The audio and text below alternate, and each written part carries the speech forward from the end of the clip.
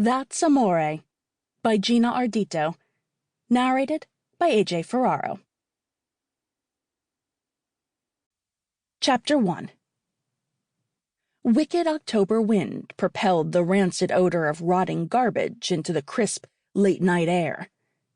Kyle Hayden crouched behind the rusted dumpster, buffeted from the cold, but helpless to conquer the god-awful smell. Burying his nose in the grouping of yellow mums he held in his fists did no good, their perfume too fragile to overcome the noxious fumes. Achoo! Great. He was not only homeless, now he was coming down with something. Since he'd arrived in this Long Island resort town, he'd suffered untold indignities.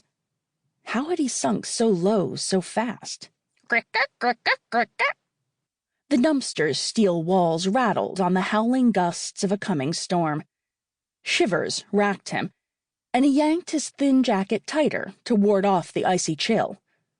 He should have grabbed his shearling coat when he'd had the chance. And an umbrella. Fat lot of good either of them did, sitting unused in a closet in Manhattan 50 miles away. Come to think of it, a pair of gloves would have been nice, too.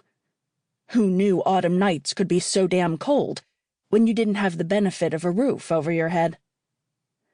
Closing his eyes, he envisioned where he'd be right now if things hadn't gone so horribly wrong. Before a crackling fire, a snifter of Napoleon brandy on the table beside him. Maybe a soft head lying in his lap. Not a woman.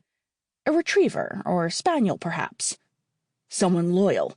Someone who wouldn't run away the moment life got a little rocky, the way Lana had. Lana. Bitterness dripped into his veins like burnt coffee when he recalled her betrayal. Kyle fisted his hands tight enough to choke the life out of the bedraggled mums, wishing he might choke his memories instead.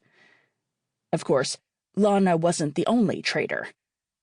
Well, he'd make them pay. All of them. First, though, he had to do something about the woman inside the restaurant. Once he'd accomplished this minor task, he could focus on his true agenda again. Survival first, then retribution. Anger warmed his blood, and he straightened his posture again. Time to get his minor humiliation over with. Loosening his grip on the bouquet, he fluffed the spiky petals in an attempt to make them look perky, but failed. The wilted amber blooms looked as downtrodden as he'd become. Sample complete. Ready to continue?